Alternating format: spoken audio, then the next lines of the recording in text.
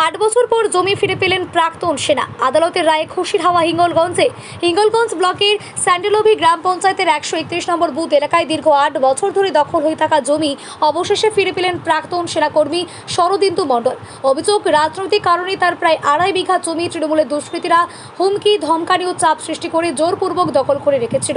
জানা যায়, এই ঘটনার পর শরদিন্দু মণ্ডল স্থানীয় প্রশাসনের দ্বারস্থ হলেও প্রথম দিকে কোনো সুরাহা মেলেনি। পরে বাধ্য হয়ে তিনি আদালতে শরণাপন্ন হন। দীর্ঘ আইনি লড়াইয়ের পর অবশেষে আদালত তার পক্ষে রায় দেয়। আদালতের নির্দেশে জমি ফিরে পেয়ে স্বাভাবিকভাবেই খুশি শরদিন্দু মণ্ডল ও তার পরিবার।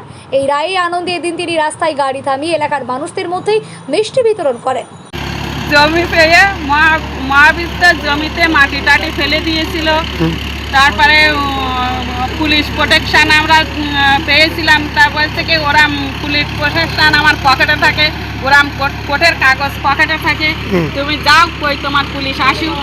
মহাবীরের রাজিত্বে মহাবীর পুলিশ সব কবজা করে রেখে। সুরজিৎ বর্মন। সুরজিৎ বর্মন তিনি কি করতো? কিন্তু পার্টির কর্মদক্ষ ছিল।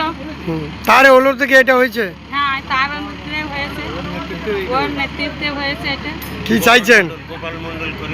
কি চাইছেন এখন? এখন চাইছি আমার জমি আমি ফেরত চাই। আর কি চাবো? পেয়েছি কোর্টের আদেশ। কোর্টের আদেশে আমি পেয়েছি। এই লাড্ডু বিতরণ করছেন কেন? আনন্দে। 8 বছর পরে জমি পেয়েছি। কতটা জমি এটা? 2 বিঘা 8 কাঠা। 2 বিঘা 8 কাঠা।